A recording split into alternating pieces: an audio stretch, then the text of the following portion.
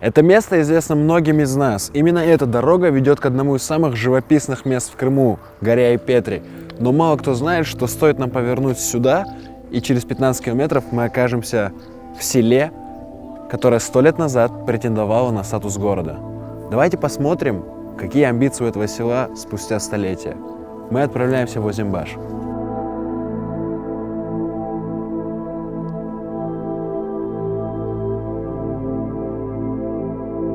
В письменной истории название села появилось только в 15 веке, но о том, что люди здесь жили давным-давно, еще до нашей эры, говорят многочисленные археологические находки. Озимбаш начал быстро развиваться во второй половине первого тысячелетия, и потому, что имел простое преимущество – село находится между Ялтой и Бахчисараем. Выгодное географическое положение способствовало тому, что в конце 19 века в селах Буюк и Кучук-Озимбаш проживало почти 3000 человек.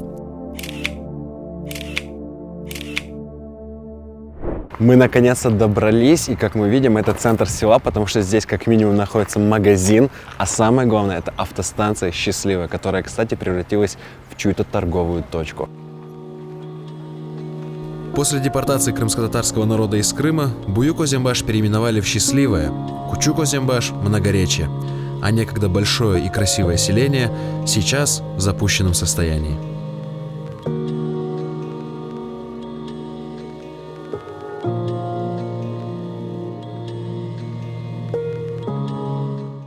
Это место наверняка не настолько заброшенное, потому что мы нашли здесь туристов, и мы сейчас с ними пообщаемся и узнаем, что они тут делают и зачем они сюда приехали. Но мы безумно любим это место, потому что прекрасная природа, великолепный, конечно, здесь воздух. А вот кроме вот природы, есть еще что-то, за что можно любить вот село Счастливое или как на крымско-татарском Озимбаш? Но я думаю, что люди, которые здесь живут всю жизнь, они безумно любят свое место.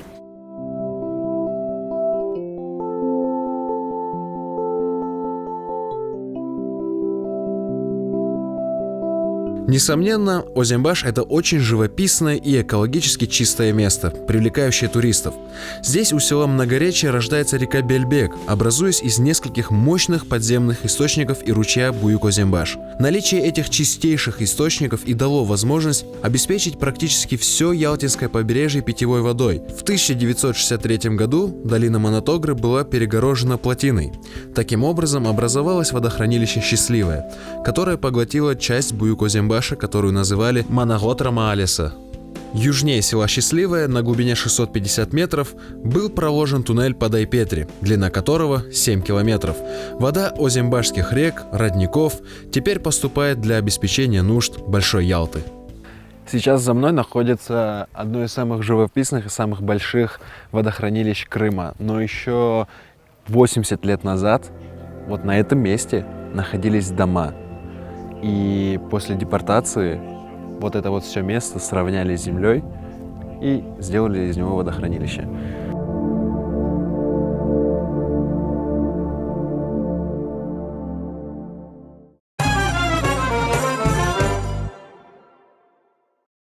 Дорога в Озимбаш – это, наверное, то, с чем нам максимально сильно повезло. Последний раз асфальт здесь положили 30 лет назад, но как будто прям к нашему приезду ее положили вчера. Бах, Эдем, вот ты, если честно, первый, наверное, подросток, которого мы здесь вот встретили вот так вот, да, на улице. Как вот здесь проходит детство в Озимбаше? Вот расскажи, что здесь такого можно провернуть для пацана вот возраста, как ты? Там гуляем, например. Ну, там площадка есть. А, гуляете где? Вот так вот по улицам, по дворам бегаете, в лес? Там площадка есть в лесу, да, озеро, ну, там водопад есть. Хорошо. А в школу ты куда ходишь? В глубинку. В Голубинку. Ты сам добираешься или за вами приезжает На автобус? на автобусе. Каждое утро приезжает автобус, да? Даже зимой, когда там плохая погода, он все равно приезжает? Нет, если очень плохая погода, он не приезжает. Ага. И сколько вот в год таких дней бывает, когда автобус не приезжает? Ну, это по погоде. Если вот сегодня снег, он не приедет. Ага. Зимой. И часто ты так пропускаешь школу из-за этого? Нет. Не, да? А вообще вот в школе нравится учиться? Да, нравится. А вот ты, если закончишь школу, что дальше собираешься делать? Я хочу на программиста пойти. Да? Будешь поступать в университет? Да. И вернешься потом после учебы? Не знаю. Не знаешь, да? Сюда, наверное, да. Сегодня в Озимбаше проживает чуть больше 350 человек, но совсем немногие знают, каким было это увядающее село до того, как отсюда выслали крымских татар.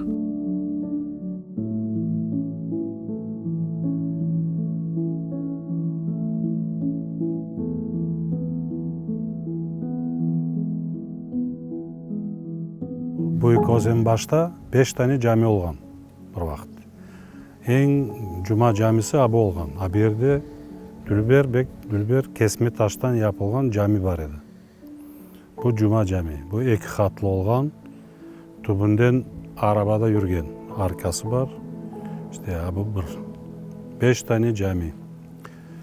Bu mahalleler mında her mahallede birer cami olgan desek olacak. Her mahallede fırınlar olgan. Her mahallede kahveler olgan. Her bir mahallede ozunki olgan. Degirmenler olgan. Ya mına bu yerde olgan camine ne oldu neticede? Bu camini 44 sene bizim halkın sürgün etken son kelmeşekler bunu yıkanlar birer bu kurşundan yapılgan cami edi. Rastvor yerine kurşun tökülgen. Onu bozup alıp kurşunun işletkenler ozların nesine. Из 5 бывших когда-то мечетей и одного медресе в Озимбаше сохранилась лишь одна. Но и она мало что сохранила от своего прежнего облика. Bu cami Bolen ilgiliydi. Bunun işleri başka türlüydü. Bu şimdiki sonundan yapıldı. Alıngan, son yapılgan şeylerdir. Şimdiki pollar tahtadan idi, tahtalar idi. Bunlar şimdiki betondan oldu, netti. Mihraplarını, bunu kadar bu şeylerini, bu remontlarını bir 4 yıl evvelisine netildi. Sovet devrinde eğer bu bina kalsa Kulüp edi. Kulüp yapkandılar bunu. Kulüp yapkanı için de kalıp gitti. Ondan başka tekizlep taşlardılar. Bu Tatarlar başlayıp gelgen son çok camilerini sonundan yıktılar bunlar. Bunlar korktular o vakti bunun. Şimdi tarihte kalmasın degen gibi ettiler bunu. Гуляя по Озимбашу, мы наткнулись на вот такой очень красивый дом. Как нам уже сказали местные жители, этот дом по-настоящему колоритный и не видоизмененный со времен депортации.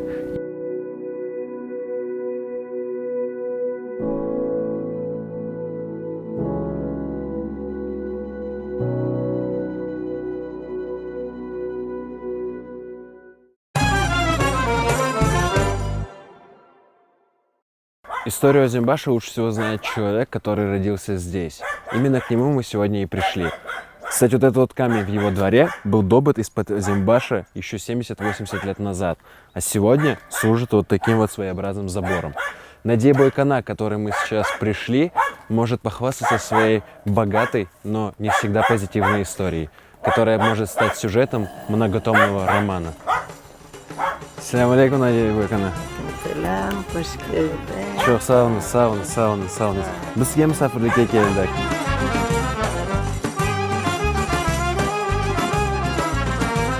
Здесь очень и очень классно, потому что чувствуется атмосфера довоенного Крыма, и это потрясающе.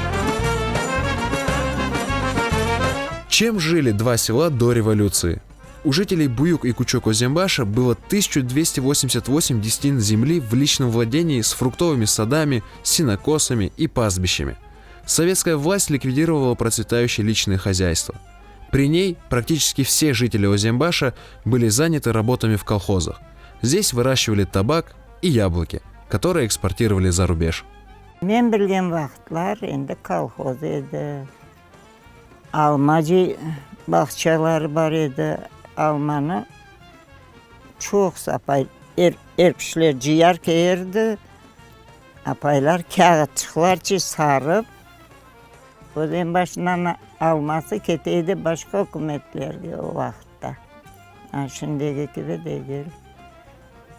Saçılırdı, her bir şey saçılırdı. Ben özüm bala olsam da anam barıb olmağanda beni yerine koyaydı. Makasçıkla tarih keseydik. Endi kolumdan başka şey gelmedi. Verdiler koluma makas.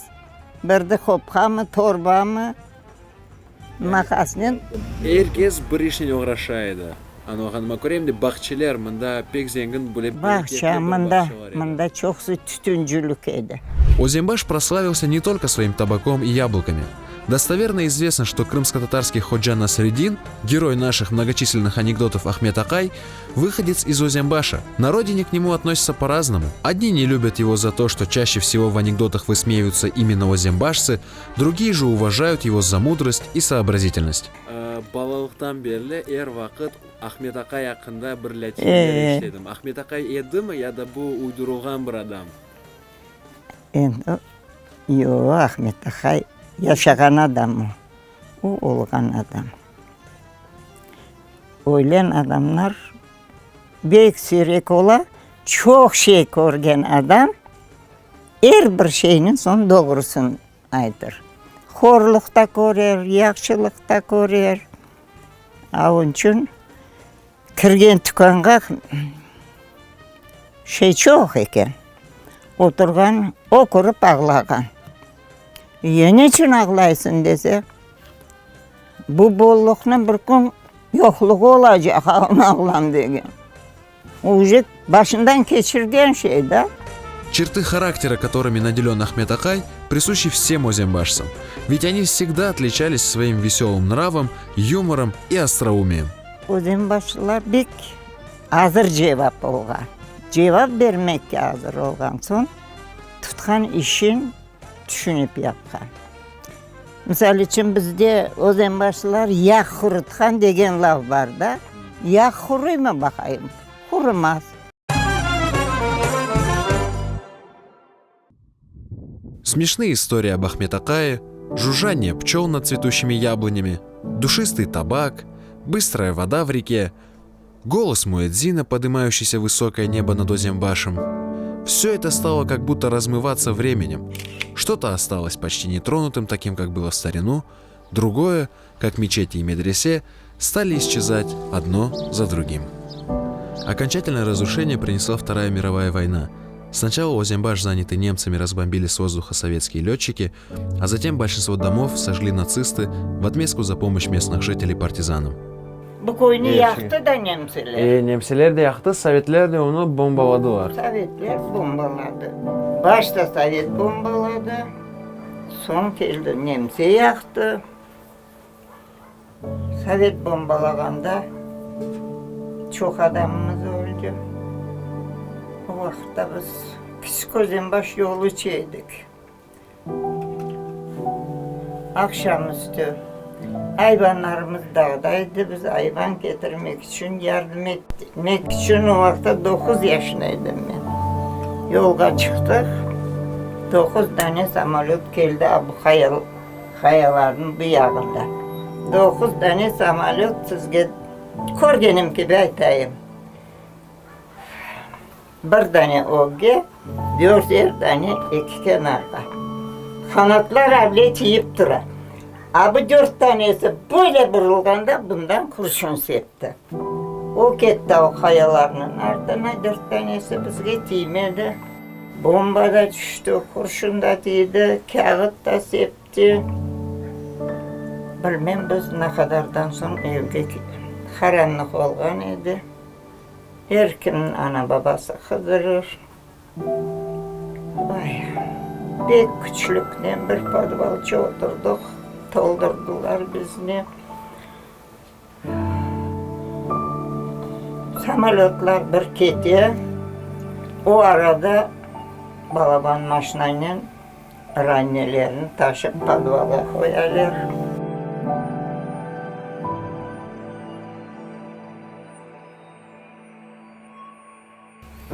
Senin kadar soyu da partizangaydı. Koy içine yalnız hartlar, apaylar, Балачкалар да kaldı. yaşkallar. Buna bu cami o güne taşını yazılı bombadan ölgenler. В Озембаше есть и другой памятник. В его камне тоже звучит эхо войны.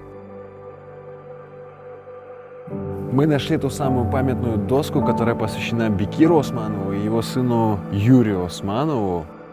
Бекир Османов был рожден в Озимбаше, и все озимбашцы его знают как партизан Бекир, потому что во время Второй мировой он принес очень много пользы этому селу, а его сын боролся за возвращение крымско-татарского народа на родину. Бекир Османов прошел всю войну в разных партизанских отрядах. Горы и леса Южного Крыма были его домом. Там он знал каждое дерево, а местные жители доверяли и помогали ему. Немцы даже объявили на него охоту, но казалось, он был неуловим.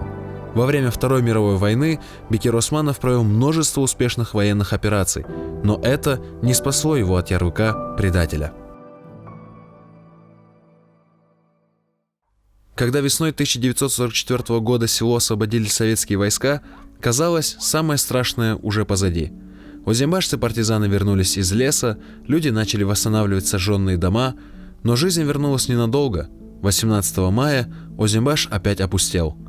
Все его жители, женщины, дети, старики, прославленные в боях партизаны и их семьи, были депортированы по обвинению, звучащим как издевательство, за сотрудничество с немецко-фашистскими оккупантами. Gece saat 3 idi, 18 may. Ben daha 9,5 yaşına, 10 yaşına yokman. Hepimizi töşekten nasıl çıkardı?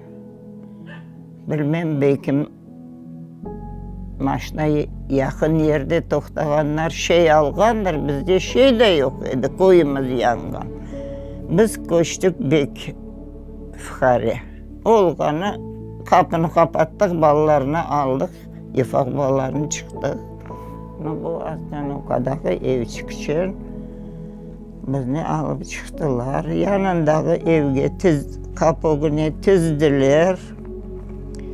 Oğumuzda 3 tane avtomatlı. Oğum da çeşmeye çıkaka. Ben bala olsam da kolumu suğa uzattım abla da. Mümkün değilken avtomatına berime koyup artka çevirip sırağa koydular. Harbabam yalvardı. Bala su içecek. Azıcık su içme mümkün mü dese yok dediler.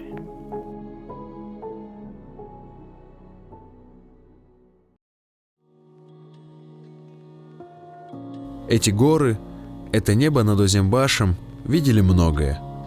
Радости и страдания десятков поколений людей, годы и века расцвета и упадка, благоденствия и настоящих трагедий. Но было одно, что оставалось всегда неизменным. Трепетная любовь людей, здесь живших, к этой земле, политой слезами счастья, потом и кровью их предков. Эту любовь не уничтожили ни обрушившиеся на село беды, ни война, ни депортация. Она стала только сильнее за долгие годы разлуки и буквально выплескивалась из сердца, когда наступила долгожданная встреча. Kaçan birinci sefer Ozimbaş'a geldim. Abi yüzü koyun yatıp o toprağını sevdim abla kollarıma ışıklap betime. Ya Özbekistan'a doğan ballarımıza misal için yok da öyle şey. Demek bu vatan, bu doğan yerin. Anan, baban, soyun, sopun. В Озимбаше сегодня живут только 40 крымско-татарских семей. Но раз в году здесь собираются все, кто считает село своей родиной.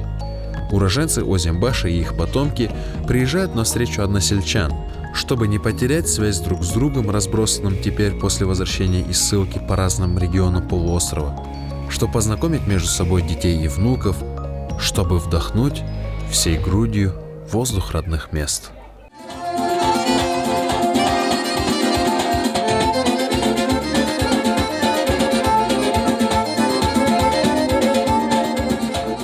Böyle bir günde herkes çapıp uçup gelmek gerek. Ne için deseniz biz mında toplaşamız, biz mında halk olup, millet olup birbirimizge hürmet edip birligimizni gösteremiz. Sonunda 13. senesinden beri her yıl gelirim. Her görüşüde olam. Bala çağanın, torunların tanıştırmak gerek. Sol sopla Yaşagan yerimizden Көрүшүлөрдө асыл халк бөлө бир арага келген соң бири-биринен тааныш olмага, картларны көрмеге имкан ола. Үчүн бир бу муит үчүн, мына бу муитни эсетмек үчүн келмеге керектир мен белесем. 5-10 картлар барлар да, мына бу жамилерге келип намаз кылган сойлар бабаларынын. Мында мына бу коюшуна яланаяк балалар чапкалаганнары. Уларны үч болмаса жылда bir kere кетирип, bir-biрлерine көрөштүрмеге. Ау адамдар у кадар өмүр кечтилер, у кадар хорлуклар кечтилер. Улар бизни кетирдилер Кырымга. Улар бизге ашладылар мына бу ветан дуйгусын дижең, там миллет дуйгусын дижең, озенбаш дуйгусын дижең. В чем секрет такой любви озенбашцев к своей земле? Что питает ее? Красота окрестных гор и лесов, чистый как хрусталь воздух, звенящая песня птиц в высоком небе, память предков, которые берегли здесь каждый камушек, каждый цветок. Koy içine dülberlik var idi, temizlik var idi. Soy sopka hürmet, ana babaga hürmet.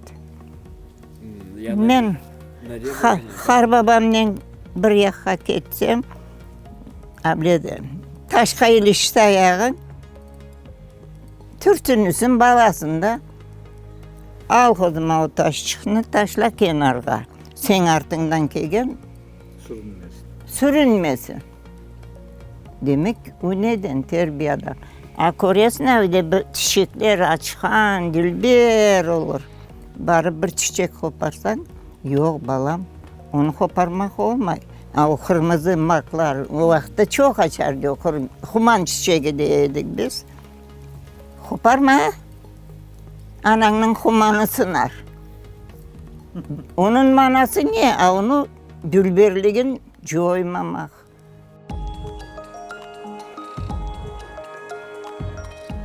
Озенбаш исчезает, а вместе с ним и память о том, что было здесь несколько сотен лет назад. Но люди, которые живут здесь, знают, что они дома. А дом — это всегда центр Вселенной.